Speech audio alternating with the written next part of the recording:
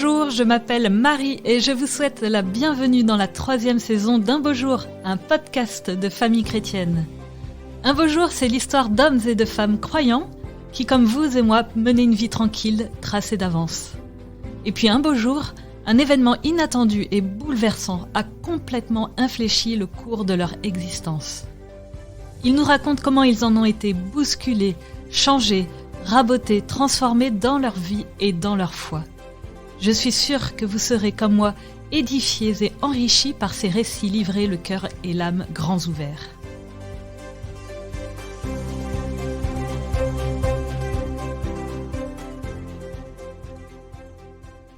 Aujourd'hui, je rencontre Hubert de Boisredon. Ce grand patron français s'apprêtait à suivre les rails d'une carrière brillante toute tracée quand il a fait une rencontre avec Dieu inattendue et bouleversante.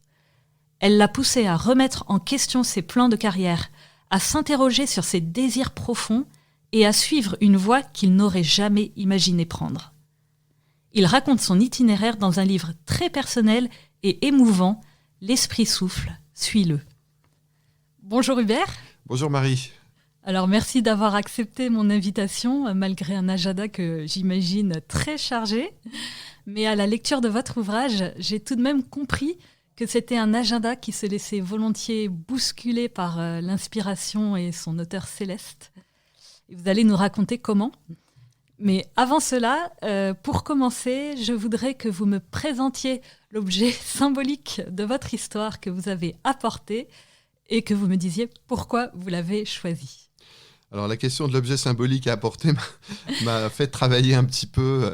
Je pensais apporter un stylo d'abord et puis finalement je me suis laissé guider vers un magasin où je vous apporte une mangue. C'est pour ça que nous rigolons, c'est que j'ai jamais eu de mangue ici, mais c'est très original. Alors vous vous demandez surtout pourquoi la mangue. Voilà. C'est une mangue des Philippines. D'accord. Et pour ceux qui lisent le livre, ils comprendront que le livre démarre, en tout cas dans les premières pages, par le récit d'un congrès de la communauté chrétienne Fondatio aux Philippines et par des rencontres, et notamment des rencontres de plus jeunes. Un jeune béninois qui s'appelle Jean et un jeune français qui était engagé depuis des années aux Philippines dans une association qui sert les plus pauvres et qui s'appelle Louis. Et c'est avec eux en fait que j'ai commencé à raconter un peu mon histoire. On s'est raconté nos histoires réciproques. Et cette rencontre s'est passée sous des manguiers, dans cette ambiance des Philippines. Et du coup, c'est un peu le fil directeur aussi du livre, c'est-à-dire que je raconte l'histoire à mon témoignage et les moments qui ont été importants, les moments marquants de ma vie, sous ce manguier. Donc voilà, et notamment voilà regarder les mangues tomber de temps en temps. Alors quand vous me dites j'étais sous le manguier, moi ça me fait penser à ce passage de l'Évangile.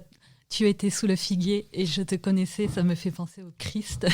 Oui, écoutez, c'est étonnant que vous disiez ça parce que je pense que c'est l'évangile d'hier ou d'avant-hier, je crois. Et j'ai été bouleversé par ce récit simplement où Jésus dit à Nathanaël, qui le voit, « Je t'ai vu sous le figuier, avant que Philippe n'aille te chercher, je t'ai vu sous le figuier. » Moi, j'ai été saisi par cette phrase. Vraiment, elle m'a rejoint parce que je crois qu'elle rejoint ma propre vie de Jésus qui m'a vu dans ma quête, dans ma recherche, dans ma soif, et qui m'a, voilà, comme s'il m'avait vu, il m'a rencontré. En fait. Voilà. Et c'est finalement ce récit traduit bien quelque chose de ma propre vie, peut-être quelque chose aussi de la vie des auditeurs. Et je trouve ça magnifique. Donc, et effectivement, on va un petit peu remonter le temps. J'aimerais qu'on remonte jusqu'à cette année 1982. Donc à 18 ans, vous êtes un fils de bonne famille où règne la culture de l'excellence. Alors même si vous êtes plutôt attiré par les humanités, la philo, les langues, l'histoire, vous vous apprêtez à faire maths sup, car il vous faut par loyauté familiale viser la carrière la plus brillante. Et vous serez donc ingénieur de grande école. Vous écrivez que votre voie est toute tracée. Et puis un beau jour, vous faites cette expérience lors d'une retraite qui vous bouleverse et qui bouleverse votre vie. Est-ce que vous pouvez nous la raconter ? Oui, en fait, je dirais que plus que par loyauté familiale, je pense que j'ai été très marqué inconsciemment, mais par un modèle de perfection qui est à la fois un modèle, une certaine foi transmise, que ce soit chez les scouts, à l'école, et aussi dans un milieu familial au sens large, qui finalement, bon, je suis de tradition chrétienne, catholique, j'allais à la messe avec mes parents, mais par fidélité, mais je crois que petit à petit, c'était inscrit, c'était comme incorporé en moi le fait que pour être aimé de Dieu, pour pouvoir l'atteindre, il fallait que je sois quelque part parfait, et avec un sentiment d'une certaine désespérance, certaine façon, dans le fait que jamais je n'y arriverais. C'est-à-dire que je m'efforçais d'être parfait, voilà, et puis je voyais bien, j'y arrivais pas. Donc en fait, finalement, est-ce que je pouvais être aimable un jour, vraiment, et totalement par Dieu ? Non, donc il fallait que quelque part, et c'est comme ça que je comprenais la pénitence, etc. Finalement, j'étais pas capable d'être suffisamment bien, donc il fallait, voilà.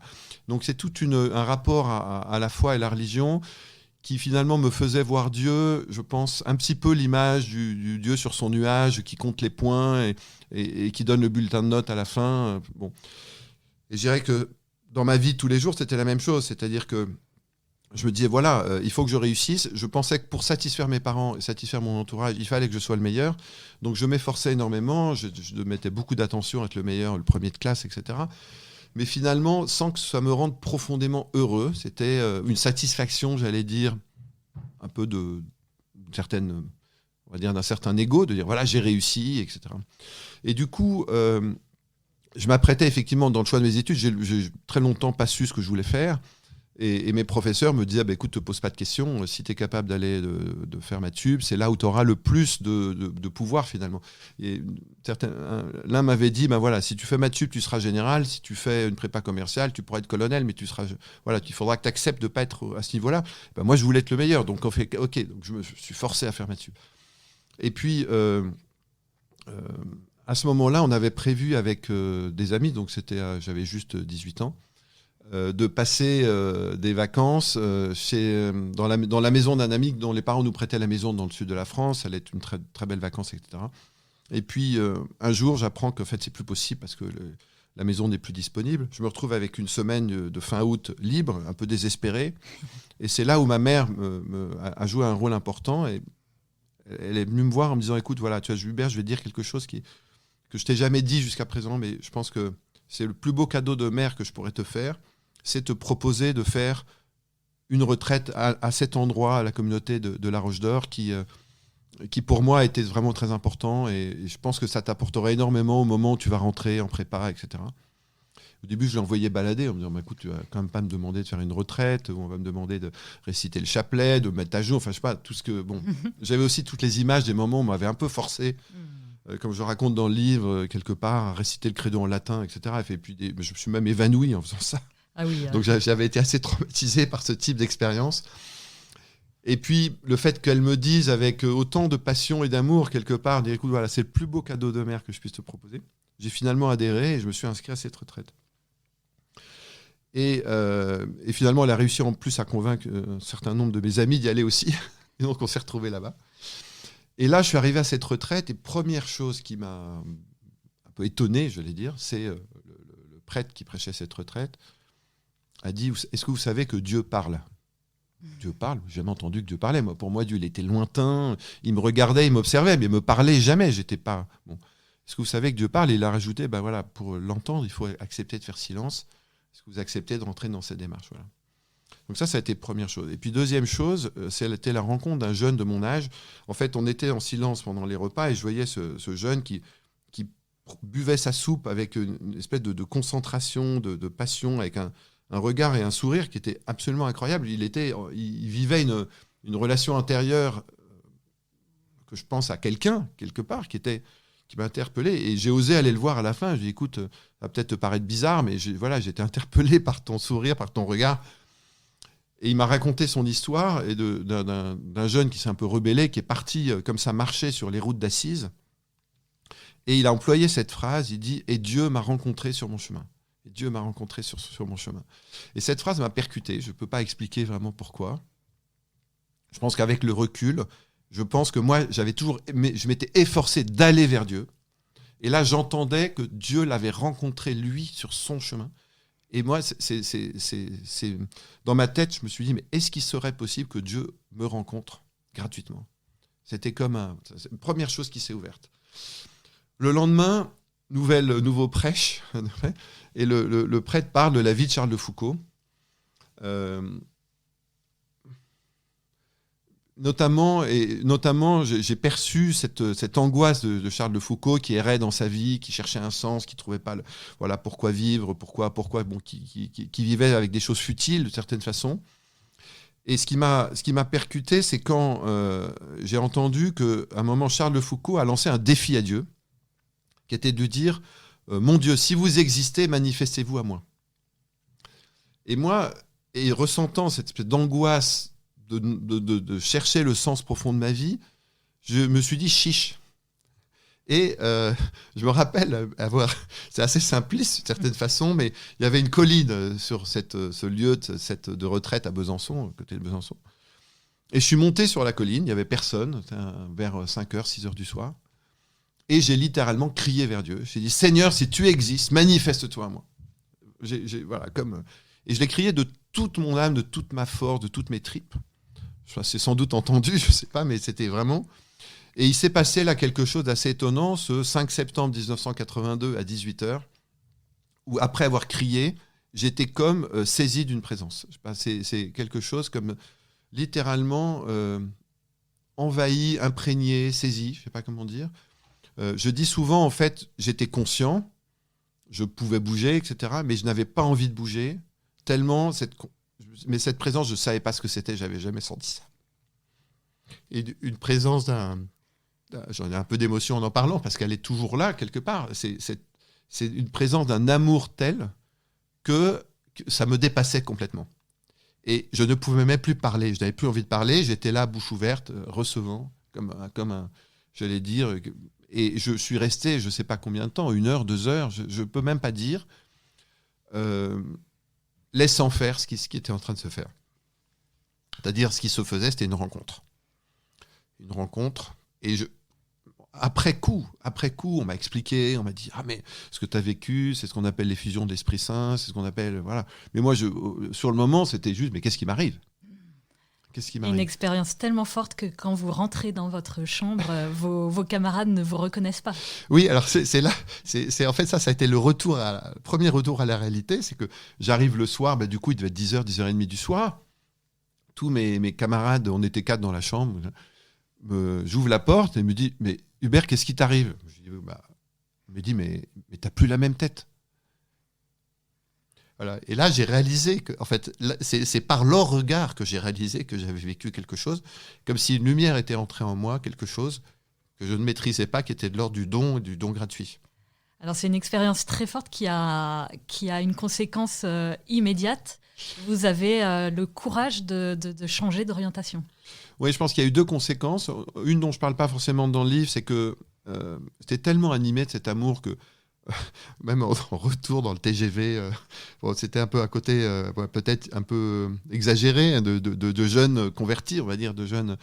Mais j'allais voir les gens en disant, mais est-ce que vous savez est-ce que vous savez que vous êtes aimés de Dieu ? Enfin, j'avais tellement envie de partager cette bonne nouvelle, quoi. Et puis je suis rentré en prépa en maths sup, que j'ai fait le plus consciencieusement possible, mais au fond de moi-même, il y avait comme quelque chose qui commençait à naître, dire, mais est-ce que je ne suis pas en train de faire quelque chose qui est contraire à ce que mon cœur aspire ? Et je voyais d'autres copains qui faisaient de la philo, de l'histoire, un peu de maths, des maths, de l'anglais, de machin. Et cette ouverture à la société au sens large me parlait. Et je me rappelle un jour, après 4 heures de maths et 4 heures de physique, que j'aimais bien par ailleurs, mais je sentais qu'il me manquait quelque chose de cette ouverture.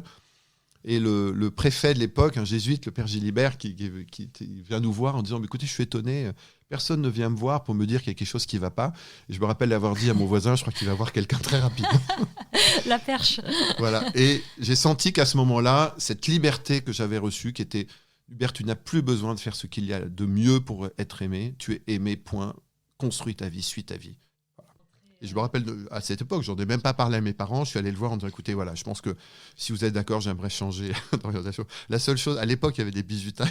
La seule chose qui me faisait peur, c'est que j'allais être bisuté 2 fois. Une fois comme traître et une fois comme transfuge. En fait, c'était un peu là. Ça a été l'épreuve, mais finalement, j'ai jamais regretté. J'étais très heureux de ce choix. Et ça a été le premier acte de toute une série de décisions de liberté. Effectivement, oui. J'ai trouvé ça effectivement très courageux, ce changement d'orientation, mais vous êtes quand même resté sur des rails assez confortables, parce qu'on parle de HEC Paris, c'est quand même un peu la crème des écoles de commerce. Et donc j'ai l'impression qu'il faut que le Seigneur rabote un petit peu plus votre personne et votre cœur. Et cela passe par un choc, effectivement, à New York, où vous êtes envoyé pour un programme d'études. Est-ce que vous pouvez nous raconter ce choc ? Oui, alors le choc, c'est que j'arrive à New York, idéalisant les États-Unis. En plus, j'avais beaucoup de chance parce que j'avais trouvé un logement chez Madame Roosevelt, donc grande famille américaine, et qui m'avait proposé une chambre. Elle avait 3 chiens et je promenais les chiens à l'époque. Un petit détail, mais ramasser. Si on laisse des crottes sur les trottoirs, c'était $300 d'amende. Un vrai travail, du coup. Et donc mon travail était de promener les chiens matin, midi et soir, enfin matin et soir surtout, et de ramasser les crottes des chiens, et ça valait la location d'une chambre. Et donc j'étais chez cette famille très, très fortunée, très, très aisée. Mais de l'autre côté, j'allais à New York University, à côté de la bourse, et sur le chemin, je voyais des pauvres, des personnes étalées sur les trottoirs. C'était aussi le New York de 1985, Ronald Reagan, une Amérique très libérale, également le début des malades du sida, enfin c'est le début du sida. Donc une Amérique très bouleversée, et le New York de l'époque n'était pas le New York d'aujourd'hui, c'était beaucoup de violence, beaucoup de pauvreté, Et je n'arrêtais pas d'aller d'un extrême à l'autre, c'est-à-dire richesse, pauvreté, études. La première page de mon livre de finance, c'était le but de l'entreprise, c'est de maximiser le profit de ses actionnaires. Et je sortais et je voyais des pauvres étalés dans la rue, et je me disais, j'avais 21 ans, je me disais, mais quel est le sens de ma vie là-dedans ? Qu'est-ce qui va faire que ma vie va être réussie ? En fait, voilà, c'était vraiment ça ma question. Et de ces questions, en fait, est née une vraie angoisse, c'est-à-dire de dire, mais je ne veux pas passer à côté de ma vie. Je sentais bien que se jouait quelque chose d'essentiel. J'étais tiraillé et j'aspirais à une unité plus grande. Je ne savais pas comment. Un de mes amis m'avait glissé dans mon portefeuille l'adresse des Sœurs de la Charité de Mère Teresa. Et un petit peu en désespérance, quelque part, j'ai pris mon téléphone et je les ai appelées en disant « J'aimerais venir vous voir ».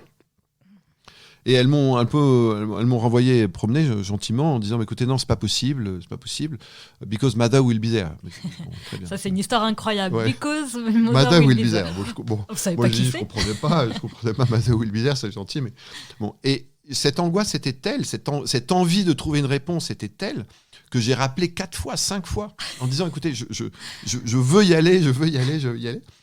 Et un petit peu, je pense un peu comme dans l'ami de l'Évangile qui, à force de frapper et d'embêter son ami, on finit par lui ouvrir. Ils m'ont dit, écoutez, venez à la messe demain matin à 7h du matin. Madame Roosevelt me dit, mais attends, tu es complètement fou. C'est un endroit, il y a 2 assassinats par jour dans le South Bronx. C'était vraiment un endroit dangereux. Donc, elle m'a dit, écoute, tu apprends par cœur ton chemin. Tu sors du métro, tu ne t'arrêtes pas. Voilà. Et je sors du métro, donc à 6h30 du matin. Le Bronx, à l'époque, était, vous voyez, c'est des immeubles abandonnés, des voitures retournées dans la rue, à moitié brûlées. Enfin, c'était vraiment objectivement glauque. Et puis j'arrive dans cette petite maison avec et dans cette chapelle des Sœurs de la Charité, sans chaise, sans rien, un tapis par terre et tout le monde. Et puis toutes ces petites sœurs vécues avec leurs saris blancs et bleus à genoux devant l'autel. Première chose qui m'a frappé, c'est cette croix du Christ avec marqué « I thirst », j'ai soif. Là, j'ai été saisi à nouveau par ce mot, parce que Jésus, avant de mourir, dit « j'ai soif ». Lui, fils de Dieu qu'il est, et quelque part, et là où ça m'a touché, c'est que je me suis dit, en fait, il dit la phrase la plus profonde qui est en moi, que j'ai soif. J'ai soif d'une réponse, j'ai soif de... Je savais que Dieu m'aimait, j'avais fait cette expérience-là, mais là, c'était la question de quel est le sens de ma vie. Ok, maintenant, quel est le sens de ma vie ? Où m'engager ? Comment m'engager ? Que faire de mes études de gestion ? HEC, c'est bien, mais ça comblait pas ma soif. Je savais qu'il fallait que je trouve du sens à tout ça.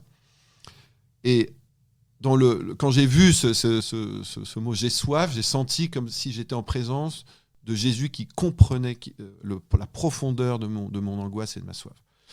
Voilà, ça c'était la première chose. Et puis ensuite, voilà, j'étais là, j'attendais que la messe commence, et puis je vois une petite sœur qui s'avance un peu rabougrie pour allumer les bougies de l'autel. Et quand elle se retourne, là je vois Mère Teresa. Et d'un seul coup, tout s'éclaire. Incroyable. Mother will be there. Bah oui, c'était Mother, c'était la mère, c'était Mère Teresa. Ouais. Qui était là, et j'ai compris pourquoi j'étais le seul homme là au milieu, le seul laïc, le seul homme dans cette chapelle au milieu de 20-30 petites sœurs. Ça a été une rencontre assez simple mais marquante. Parce qu'elle vous a parlé, Mère Teresa. Elle est venue vers moi après, j'étais un peu l'étranger quelque part, un peu l'énergumène. Et elle est venue me voir en me disant mais tiens, pourquoi vous êtes là, qu'est-ce qui vous, enfin, voilà, c'est quoi le but de ta vie, enfin, tout de suite. Tout de suite. Ouais. Et je lui ai dit voilà, je cherche. Et elle m'a dit écoute, tous les matins, tu regardes ta main, ouvre tes doigts, et tu regardes tes 5 doigts et tu dis Jesus did die for me. What can I do for him? Jésus est mort pour toi. Qu'est-ce que tu peux faire pour lui? Qu'est-ce que je peux faire pour lui? Et là, tu dis, si tu te poses cette question tous les matins, ta vie aura du sens. Et ça a été une rencontre très simple et très éclairante, et espèce de... Comme si elle me disait, allez, toutes tes questions, balaye-les, et c'est la seule qui compte. Et puis après, elle et d'autres sœurs m'ont dit, mais viens nous aider à distribuer la soupe populaire aux mendiants de la rue. Et j'arrive, il y avait toute une queue de mendiants. Puis après, tiens, est-ce que tu veux venir avec nous rencontrer des malades du sida à l'hôpital? Donc je me suis retrouvé plongé. Donc tous les matins, je me levais vers 5h, 5h30 du matin. Je partais vers le Bronx, je vivais cette expérience. Je revenais vers midi, je me changeais chez Madame Roosevelt, et puis j'allais vers New York University à côté de Wall Street, écouter mes cours de finance. C'était les deux extrêmes, mais j'ai commencé à ressentir une grande joie, en fait, de me dire, voilà, je suis un citoyen du monde, et j'embrasse par ma vie, en fait, j'ai cette chance-là de pouvoir embrasser les deux extrêmes, et je verrai bien ce que ça devient. 4 mois exceptionnels, vous faites notamment la rencontre de ce jeune qui est atteint du sida, qui est en phase terminale du sida. Oui, et puis qui me dit tout simplement, tu vois, moi je vais mourir, mais tu as la chance de vivre, fais de ta vie quelque chose de beau, quoi. Voilà, ça m'est allé très loin, parce que c'est comme si il m'invitait à découvrir la chance que j'avais de vivre, de me dire, mais j'ai cette possibilité de faire de ma vie quelque chose de beau, et que ce soit une vie que j'essaye d'unifier avec Dieu, quoi. Voilà. Quel appel vous recevez finalement là-bas à New York? Bien, il s'est passé quelque chose d'assez étonnant. C'est que le dernier jour où j'ai quitté le Bronx, je marche sur le trottoir vers le métro, et c'est comme si je me vois. J'ai pas pris de décision, mais je me vois changer. Et je me dis, mais Hubert, t'as changé là. T'es plus le même. Et ce qui s'est passé, c'est que c'est comme si je pense que la rencontre du Christ était rentrée en moi lors de cette rencontre du 5 septembre 82. Là, on était en 85, 3 ans après. C'est la rencontre du pauvre qui était rentrée, du fragile. Et en même temps, je me sentais que j'aimais mes études de gestion et que j'aimais l'entreprise. Donc, c'était pas la question de quitter l'entreprise pour aller vers les pauvres, mais c'était de dire, voilà, en fait, ce qui va te rendre heureux dans ta vie, c'est d'unifier ton amour du monde et de l'entreprise, ta foi et l'attention aux plus pauvres, aux plus fragiles. En tout cas, d'aller vers solutionner des enjeux de la société. Et finalement, j'ai trouvé là une unité, un appel à une unité qui est toujours le même aujourd'hui. C'est vraiment ça. Et qui s'est accompli après dans notamment la rencontre de cette communauté chrétienne Fondation, de cette spiritualité qui me touche, parce que c'est l'invitation à unir la foi et l'engagement dans le monde. Et j'ai trouvé une place aussi comme laïc chrétien. C'est-à-dire qu'à ce moment-là aussi, il y a pas mal de personnes, même à New York ou en France, qui m'ont interpellé. Mais écoute, si t'aimes Dieu, l'Église a besoin de prêtres, pourquoi tu ne deviendrais pas prêtre, etc. Oui, c'est etc. Oui, c'est la question qu'on se pose. Et moi, je sentais que c'était, oui, l'Église a besoin de prêtres, de religieux, mais le monde a besoin de disciples engagés, qui vont dire l'amour de Dieu au monde aussi par leurs actions, dans le monde de l'entreprise, dans le monde de la politique, dans le monde de la santé. Et tout ça sont comme il y a eu l'époque des missions des pays, et aujourd'hui il y a l'époque des missions des mondes. Et qui va apporter la bonne nouvelle de l'amour de Dieu au monde de l'entreprise? Qui va apporter la bonne nouvelle du monde, la bonne nouvelle de l'amour de Dieu au monde de la politique, etc., en essayant de l'incarner en soi. Et c'était vers là, c'était ça mon élan.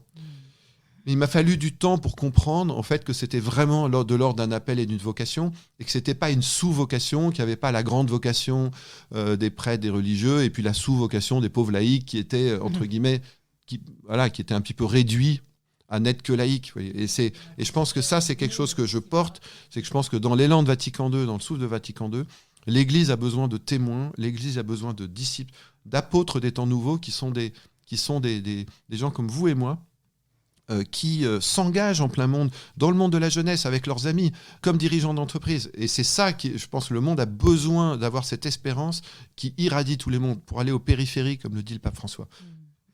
Je trouve intéressant parce que le fait que vous ressentez à la suite de cet appel reçu à New York, et vous ressentez quand même un mélange de sentiments.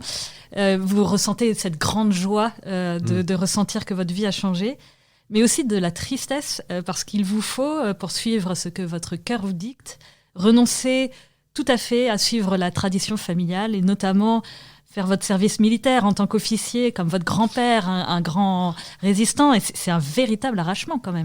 Oui, j'étais très lié à mon grand-père, Charles de Cossé-Brissac, qui a connu une guerre exemplaire en tant qu'il était engagé dans le 2e bureau de l'armée française. Il a été dénoncé par la Gestapo, il s'est retrouvé en camp.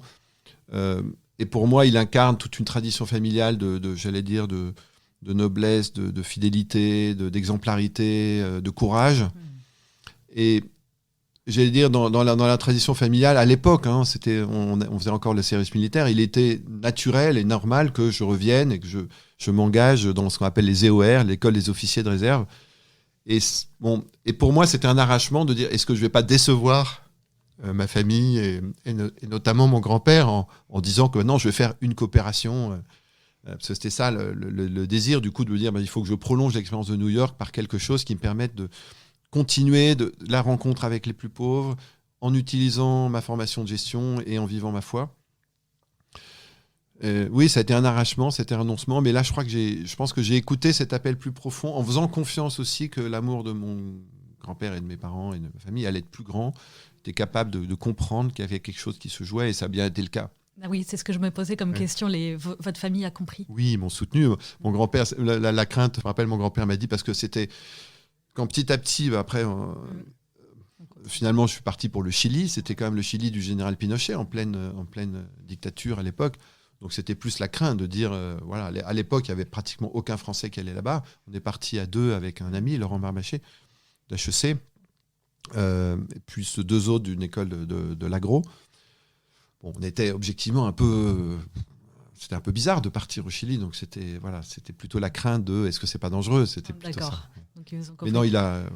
Mais avant ça, vous avez traversé une période un peu d'aridité, de sécheresse. Oui, parce que le Seigneur, il était comme absent, il était plus là. Il vous avait tant donné à New York et là, il n'était plus là.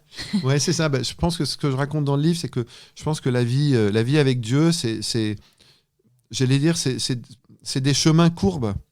Mais et quand on les relit, chaque période vient creuser la suivante.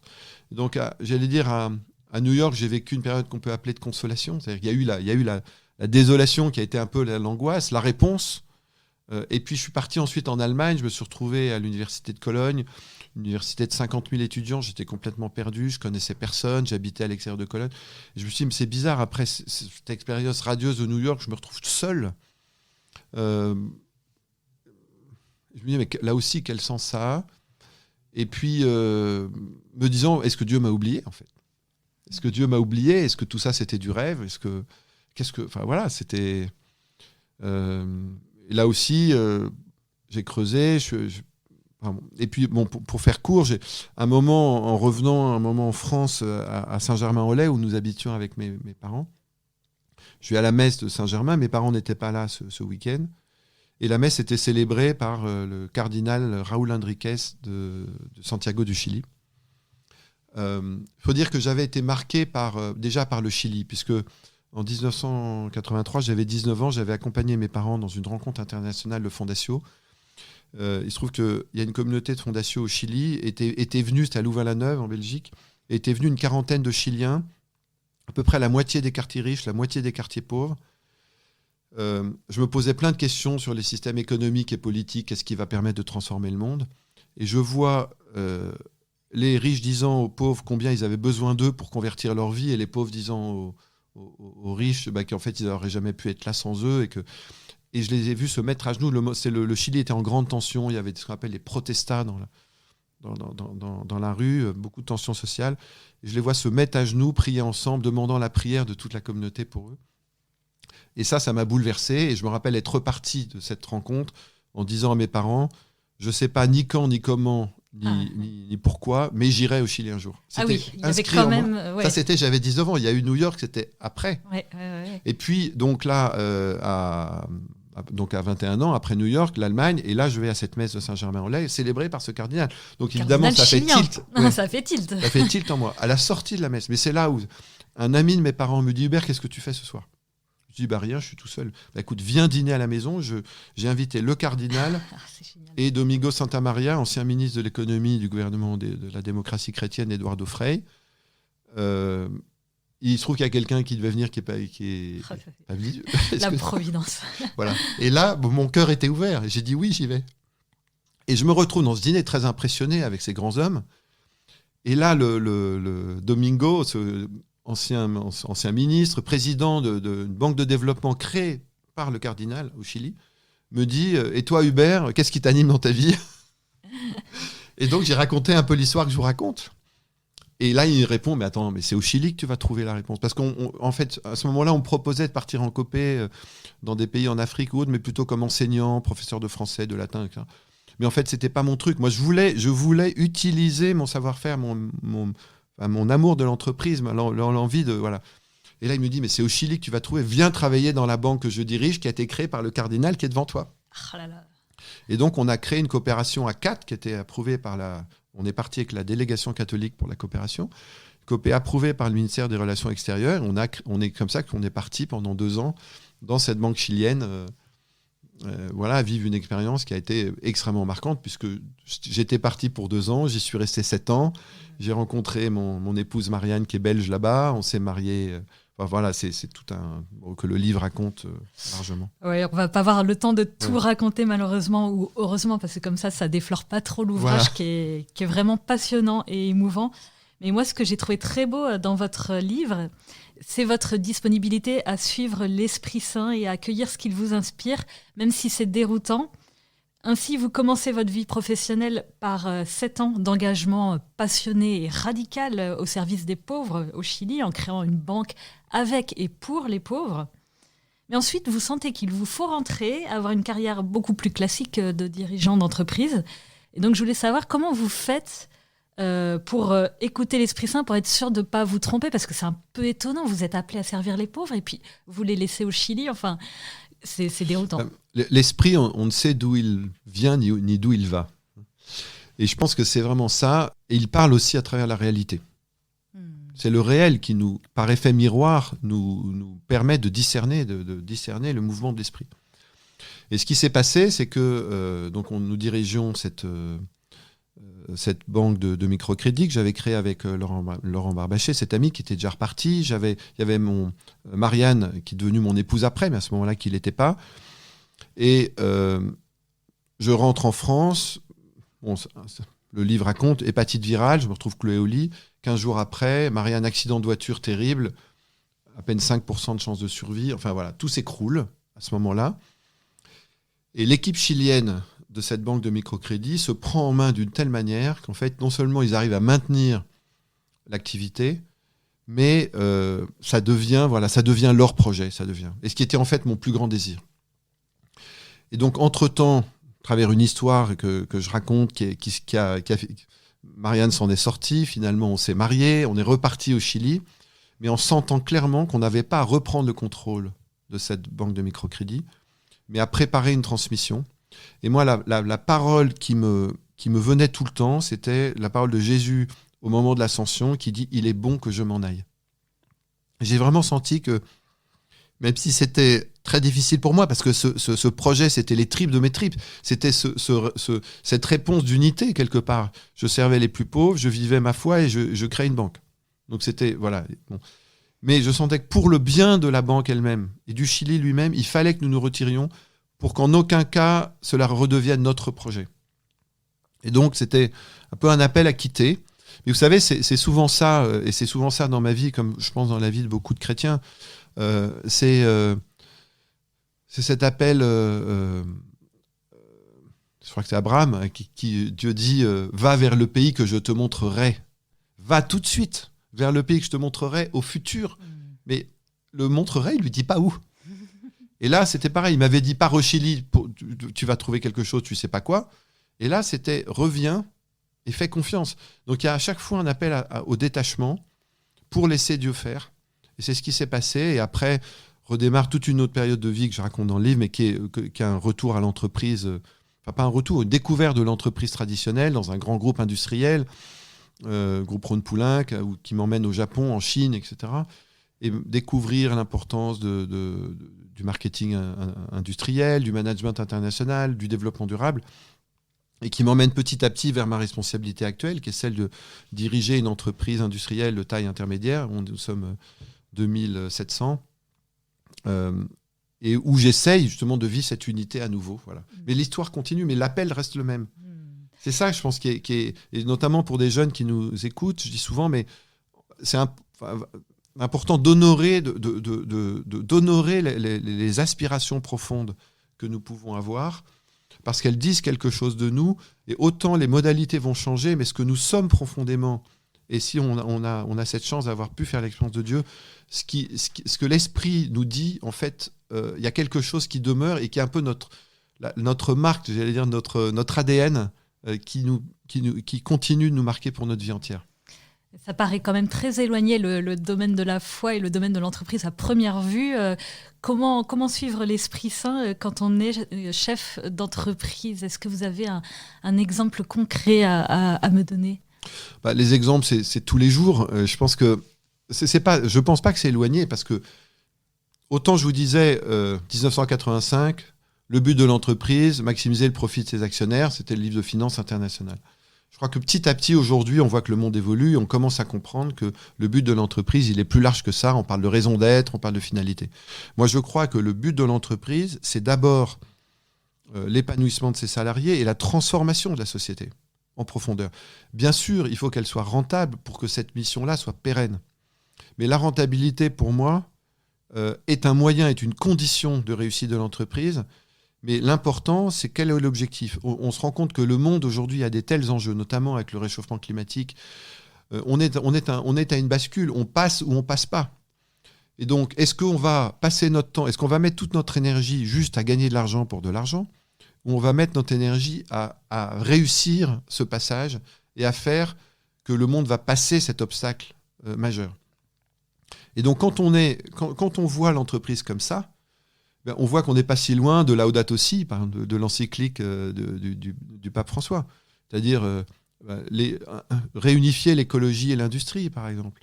Réunifier, montrer que l'entreprise peut être un lieu qui rend ses salariés heureux, à travers une chose auquel je crois profondément, développer l'actionnariat salarié, réconcilier le capital et le travail. L'accueil des personnes fragiles, oui, dans l'entreprise, c'est un lieu extraordinaire. Par exemple, chez Armor, on accueille 50 à 60 personnes ayant un handicap, aussi des jeunes, des alternants, etc. Donc l'entreprise est un lieu qui permet de faire société, de construire la société. C'est un des rares lieux, parce que aujourd'hui la société est complètement éclatée. Où sont les lieux où on peut se rassembler, personnes différentes? L'entreprise est l'un d'entre eux. Donc là, vous voyez déjà que écouter l'esprit comme dirigeant d'entreprise, c'est en fait permettre que tout cela se fasse. Après, il y a des occasions plus personnelles. Je dirais, là, cette semaine, lundi dernier, j'apprends une nouvelle terrible. Le directeur de l'entreprise aux États-Unis vient de mourir le dimanche d'une crise cardiaque, soudainement. Donc, toutes les équipes désarçonnées. D'un seul coup, je me suis dit, voilà, mon rôle, c'est d'accompagner la douleur des personnes. J'ai passé une semaine à prendre des gens dans mes bras, à accueillir leur douleur, à accompagner les messages, à donner ma confiance aux collaborateurs en leur disant la vie continue.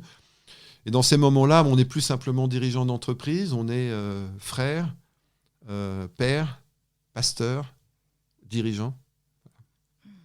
C'est très beau. Est-ce qu'il y a un livre qui vous a rejoint dans votre conversion, qui la soit préparée, enclenchée, soit approfondie ? Alors, il y a un livre qui m'a beaucoup marqué, c'est celui qui s'appelle Citadelle, de Saint-Exupéry.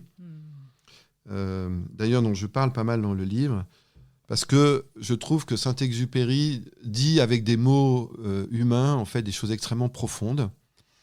J'en lire... c'est l'un des seuls livres auxquels j'ai noté des phrases tellement elles m'ont marqué. Il y a celle-là dans le premier chapitre. « L'essentiel du cierge n'est point la cire qui laisse des traces, mais la lumière. » Voilà. Et je crois que tout est moyen de quelque chose de plus important, qui est quelle lumière on va donner, quel amour on va donner. En fait, Citadelle, c'est le livre d'un père qui veut apprendre à son fils à gérer l'empire comme prince et qui l'éduque en fait à découvrir ce qui est essentiel. Mais après, il y a des tas de phrases, je pourrais en lire toute une série, mais une deuxième, là, le regard quand il se disperse perd la vision de Dieu. C'est très beau.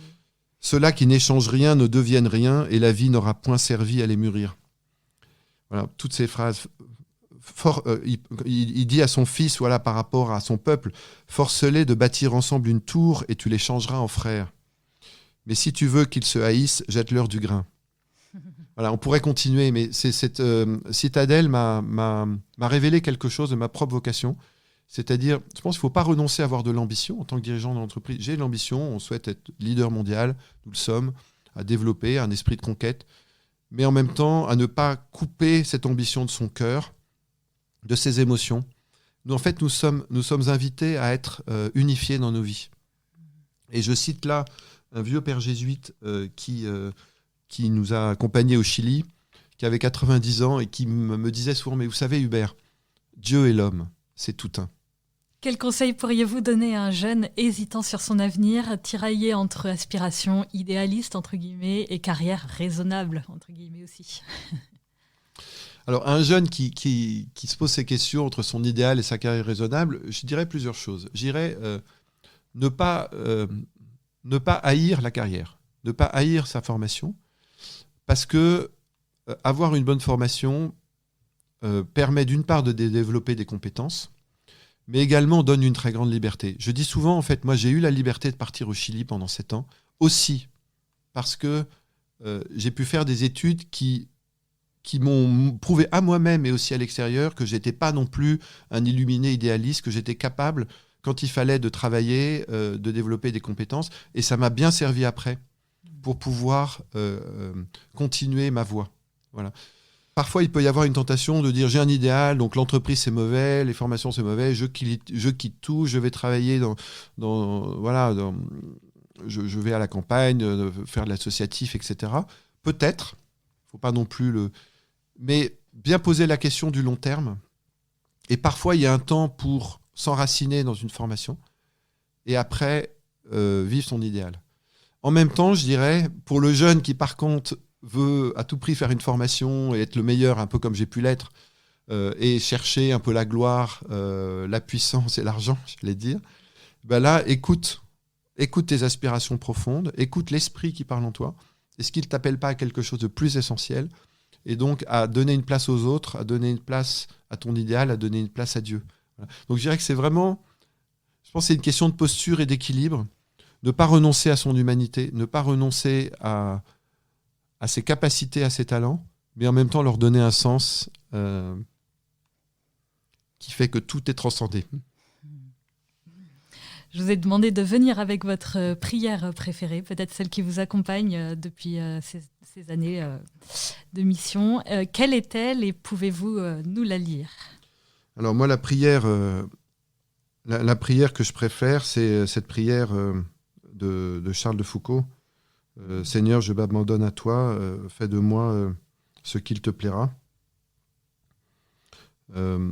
Parce que c'est vraiment C'est la prière du lâcher-prise, en fait. Et moi, je regarde, c'est à la fois ce que j'ai le plus de mal à vivre, parce que je suis quelqu'un qui aime l'action, qui aime bien contrôler les choses. Et en même temps, c'est quand je lâche prise, quand j'accepte de laisser Dieu en premier et l'esprit en premier, que se passent des choses absolument incroyables qui me dépassent. Et c'est un peu, finalement, ce livre, c'est aussi l'histoire c'est le témoignage d'une histoire où rien ne s'est passé comme prévu, mais finalement beaucoup mieux que prévu. Et voilà, mon Dieu, je m'abandonne à toi, fais de moi ce qu'il te plaira. Je pense que quand je me mets dans cette attitude-là d'abandon, je laisse à ce moment-là Dieu agir en moi. Et je lui laisse me faire la surprise de quelque chose que je ne connais pas d'avance, auquel je suis invité à m'ouvrir, à me laisser peut-être bousculer, mais souvent pour mon plus grand bien, même si ça me fait traverser des peurs et ça me peut-être... Vous pouvez nous la dire, du coup ? Comment ? Vous pouvez nous la dire, que nous l'écoutions ? Alors, oui, je pense que nos auditeurs la connaissent, mais c'est toujours très émouvant de la réécouter, surtout par quelqu'un qui l'a vécu et qui l'a dit régulièrement. Mon Père, je m'abandonne à toi. Fais de moi ce qu'il te plaira. Quoi que tu fasses de moi, je te remercie. Je suis prête à tout, j'accepte tout. Pourvu que ta volonté se fasse en moi, en toutes tes créatures, je ne désire rien d'autre, mon Dieu. Je remets mon âme entre tes mains, je te la donne, mon Dieu, avec tout l'amour de mon cœur, parce que je t'aime. Et que ce m'est un besoin d'amour de me donner, de me remettre entre tes mains sans mesure, avec une infinie confiance, car tu es mon Père. Ma toute dernière question, après je m'arrête, c'est si vous aviez le Seigneur là, en face de vous à cet instant, qu'est-ce que vous lui diriez vis-à-vis du chemin que vous avez parcouru ? Je lui dirais, mon Dieu, merci d'avoir posé un jour ton regard sur moi comme tu l'as fait pour Nathanaël. Merci de m'avoir révélé ton amour. Merci de m'avoir montré qu'il n'est pas nécessaire d'être parfait pour se savoir aimer. Merci de m'envoyer ton esprit quand je t'appelle pour me guider. Merci de finalement, malgré les épreuves, malgré les difficultés, de jamais m'avoir déçu. Et de savoir que tu es là quand j'en ai besoin, que tu m'attends et que tu ne m'abandonneras pas. Merci beaucoup pour ce très beau témoignage, Hubert. Merci Marie. Merci de nous avoir écoutés. J'étais très heureuse de recevoir Hubert de Boisredon et je le remercie de nous avoir entraînés derrière lui au souffle de l'esprit. N'hésitez pas à partager ce podcast autour de vous, surtout à ceux qui ont le plus besoin d'être réconfortés et encouragés dans leur chemin de foi. Et n'hésitez pas à nous rejoindre sur nos réseaux sociaux, les podcasts de FC. Enfin, ceux qui nous écoutent via iTunes ou Apple Podcast, si vous pouviez mettre une note de 5 étoiles, cela permettrait au podcast de remonter dans les recommandations et de le faire connaître à plus de monde. Un grand merci et à dans 15 jours pour un nouvel épisode.